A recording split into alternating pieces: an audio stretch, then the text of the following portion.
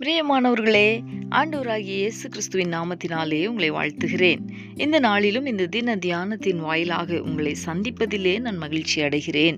இந்த நாளிலும் நம்முடைய தியானத்திற்காக சங்கீதங்களின் புஸ்தகம் 18ஆம் சங்கீதம் 2வது வசனத்தை நான் வாசிக்கிறேன்.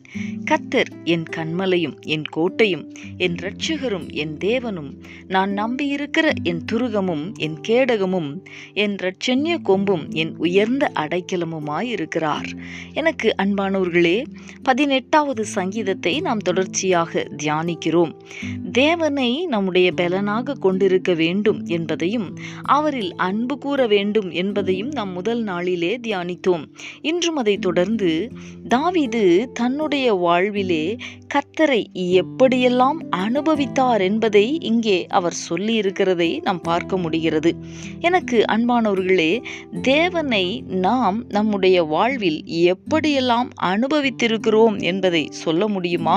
தாவீது சொல்லி இருக்கிற இந்த பட்டியலை விடவும் அதிகமாகவே தேவன் நம்முடைய வாழ்க்கையிலே நமக்கு தம்மை வெளிப்படுத்தி இருக்கிறார் அல்லவா? அநேக நேரங்களிலே நாம் தனிமையில் இருக்கும்போது வீணான காரியங்களை யோசிப்பதை விட்டுவிட்டு தேவனை இப்படியெல்லாம் சொல்லி ஆராதிக்கிறதற்கு பழகுங்கள். கன்மலை, கோட்டை, இரட்சகர், நம்பி இருக்கிறவர், துருகமானவர், கேடகமானவர், உயர்ந்த அடைக்கலமானவர், அரணானவர், விடுவிக்கிறவர், தப்புவிக்கிறவர், தாங்குகிறவர், ஏந்துகிறவர், சுமக்கிறவர், தப்புவிக்கிறவர் என்று இப்படியெல்லாம் இன்னும் அநேக வார்த்தைகளை சொல்லி அந்த ஆண்டவரை மகிமைப்படுத்தி ஆராதிக்கலாமே. அவருடைய உள்ளம் நம்மை குறித்து மகிழ்ச்சி அடையும் அல்லவா?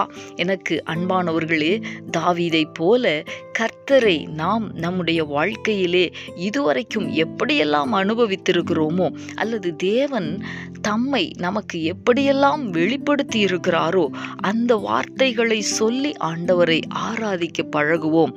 இந்த கர்த்தருடைய வார்த்தைகளுக்கு நாம் நம்மை அர்ப்பணித்து ஜெபிக்கலாமா?